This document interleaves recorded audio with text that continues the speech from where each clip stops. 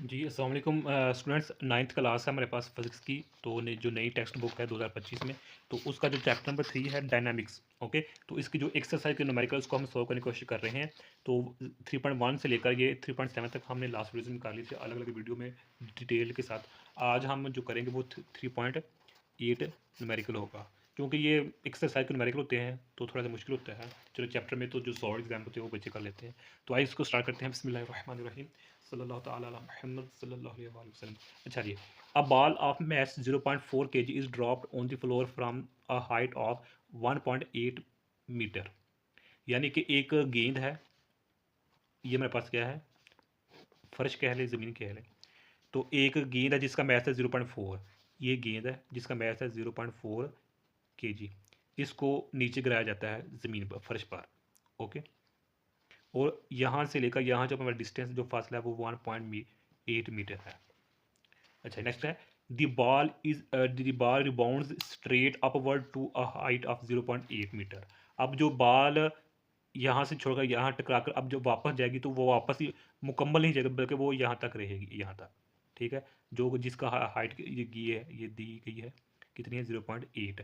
यानी टोटल कितनी थी, 1.8। अब यहाँ यह जो वापस गई है वो 0.8 है। अच्छा जी, अब कहा क्या गया है कि what is the magnitude and direction of the impulse applied to the ball by the floor. कि पहली बात कि हमने मैग्नीट्यूड फाइंड करना है और डायरेक्शन फाइंड करनी है। किसकी, इम्पल्स की, किसकी, किस पर, बॉल पर, किसकी वजह से, ज़मीन की वजह से, यानी कि फर्श की वजह से। यानी कि जो जब हमने गेंद को ज़मीन पर या फर्श पर ड्रॉप किया, गिराया, तो अब जो फर्श ने उस गेंद के साथ क्या किया, बेसिकली हम ये देखना चाह रहे हैं। ठीक है, तो अगर हाँ मैं कहूँ कि अगर इसको मैं 4 हिस्सों में डिवाइड करना चाहूँ ताकि हम इजीली इसको समझ सकें, वो तो इस तरह होगा। पहला इसको हम पार्ट करेंगे velocity, velocity before collision.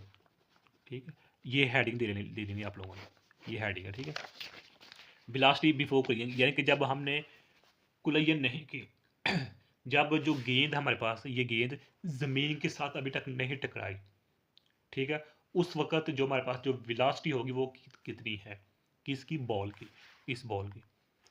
Math दिया गया है, किसका मैथ ये है, लेकिन वेलोसिटी नहीं दी गई है, तो वो वेलोसिटी हम फाइंड करेंगे। तो उस वेलोसिटी को फाइंड करने का हमारे पास फार्मूला है,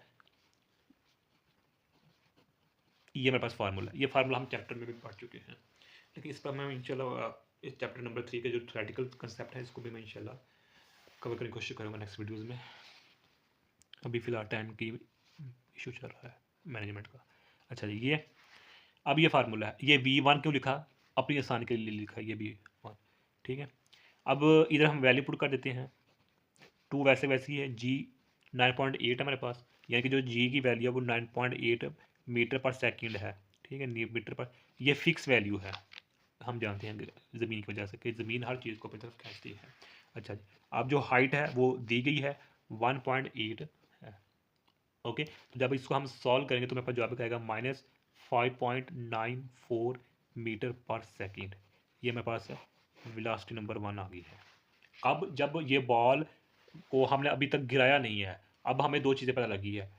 जब हमने बॉल को ज़मीन पर गिराने से पहले कि बॉल का वज़न कितना है, 0.4 केजी, जो कि हमें क्वेश्चन में दिया गया है, लेकिन वेलोसिटी नहीं थी मालूम, वो हमने मालूम कर ली हुई है। ओके, अब ये एक हेडिंग हुई। अब जो दूसरी हेडिंग आप लोग देंगे वो मेरे पास क्या है, velocity after collision. After collision यानी कि जब हमने बॉल को नीचे गिराया फर्श पर और फर्श से टकराने के बाद बॉल ऊपर गई, अब इसके बाद जो हमारे पास वेलोसिटी होगी बॉल की, वो हमारे पास क्या है, वो वही सेम फार्मूला यूज़ करेंगे, लेकिन अब हम ऐसे लिखेंगे, ऐसे। सेम फार्मूला है, फ़र्क क्या है, इधर माइनस था इधर जमा था, बस। ये 1 2 2 हमने अपनी आसानी के लिए लिखा हुआ है। ठीक है, कि V1 का मतलब है कि टकराने से पहले, V2 का मतलब है टकराने के बाद। ठीक है, अब जो माइनस वो क्यों लिखा था, क्योंकि वो ऊपर से नीचे आ रही थी इसलिए माइनस लिखा था। अब नीचे से ऊपर जाएगी बॉल, यानी टकराने के बाद ज़मीन से, तो उसके लिए हम पॉजिटिव लिखते हैं। ठीक है, अच्छा जी, अब वही सेम काम क्या करना है, 2 है, जी की वैल्यू 9.8 है, तो अब हाइट कितनी है। अब हाइट हम ये मुकम्मल नहीं लिखेंगे, बल्कि ये दी गई है, ये देखिए, ये लिखेंगे कि जब द बॉल रिबाउंड्स कि जो बॉल टकराने के बाद रिबाउंड हो जाती है, यानी कि फर्श से टकराने के बाद ऊपर जाती है। रिबाउंड का मतलब ये है, ये अपवर्ड भी लिखा हुआ है साथ। तो वो क्या है 0.8 मीटर है। तो अब ये हम पुट करेंगे 0.8 मीटर। ठीक हो गया। अब इसको जब हम सॉल्व करेंगे कैलकुलेटर की मदद से, वो 3.96 मीटर पर सेकेंड आएगा। ओके हो गया। V1 भी पता लग गया, V2 भी पता लग गया। अब हम चलते हैं तीसरी हेडिंग तरफ, जिसका नाम है इम्पल्स। क्या है इम्पल्स। अब इम्पल्स क्या है कि जो ज़मीन ने, यानी कि ज़मीन ने बॉल पर लगाई है, वेलोसिटी तो हमने फाइंड कर लिया, अब इम्पल्स है। ठीक है, तो उसके लिए हम जो फार्मूला होगा वो होगा J is equal to m V2 minus V1 है। ओके, अब जो मेरे पास मैथ 0.4 है, यानी कि जो मेरे पास बॉल का मैथ है वो है। ओके, तो V2 क्या है हमारे पास, मतलब ये इसका मल्टीपल होना है, तो इससे मैं बड़ी ब्रैकेट में लिखता हूँ आसानी के लिए। तो V2 क्या है मेरे पास, ये माइनस है, तो V1 क्या है, ये माइनस 5.4। ओके, तो 0.4 है मल्टीपल। अब ये माइनस माइनस जमा हो जाएंगे, तो ऐसे हो जाएगा। ओके, तो इसको जब हम जमा करेंगे और तो 9.90 हो जाएगा। तो जब इसको हम मल्टीपल करेंगे तो मेरे पास 3.96 न्यूटन सेकेंड आ जाएगा। ये मेरे पास इम्पल्स आ जाएगा। ओके, न्यूटन सेकेंड मेरे पास क्या है, इसका यूनिट है। अब जो चौथी डायरेक्शन आएगी हमारे पास, अल्लाह भला करे हेडिंग, वो हमारे पास आएगी डायरेक्शन की। वो इसका जवाब इजी है, अपवर्ड ही होगी। जो इम्पल्स लगा है उसकी जो डायरेक्शन है वो अपवर्ड है, यानी कि जो बाल ऊपर से गिराई ज़मीन पर, फ्रेश पर टकराने के बाद बाल कहाँ गई, ऊपर, तो जाहिर बाल ऊपर ही गई, तो डायरेक्शन क्या होगी, अपवर्ड। लो जी, ये हमारे पास आज का जो था ना मुकम्मल हुआ। ठीक है, तो नेक्स्ट वीडियो हम 3.9 पर बात करने की कोशिश करेंगे। तब तक के लिए अल्लाह हाफिज़। अच्छा स्टूडेंट, यहाँ वो इम्पल्स बताना भूल गया कि इम्पल्स होता क्या है। अगरचे ये चैप्टर के अंदर आप लोगों ने पढ़ा होगा कि मोमेंटम भी पढ़ा होगा, इम्पल्स भी पढ़ा होगा। इम्पल्स कहते हैं बेसिकली मोमेंटम के चेंज को इम्पल्स कहते हैं। यानी कि ये देखें ना कि जब बाल ऊपर से नीचे आई, ठीक है ना, तो टकराई फ्रिज के साथ, तो जब टकराने के बाद जाएगी तो अब उसका मोमेंटम चेंज चुका होगा। यानी कि उसका मे भी हो सकता है मैस कुछ कम हुआ हो, उसकी वेलोसिटी चेंज हुई है, उसकी डायरेक्शन चेंज हुई है, ऐसा होता है। लेकिन अब आप देखें, जब हम ऊपर से नीचे बॉल फेंके, हमें नहीं महसूस होता कि बॉल का मैस कम हुआ है।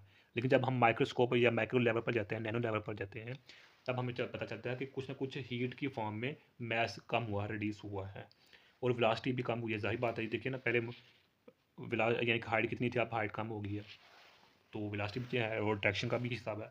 तो यानी कि मोमेंटम में चेंज को हम कहते हैं, मोमेंटम हमारे पास क्या होता है, P इक्वल टू mv होता है ना। तो यानी कि मैस में और वेलोसिटी में जो चेंजिंग होती है उसको हम मोमेंटम कहते हैं। अब इस मोमेंटम में जो चेंज होता है उसको हम इम्पल्स कहते हैं। ओके, तो ये इम्पल्स वो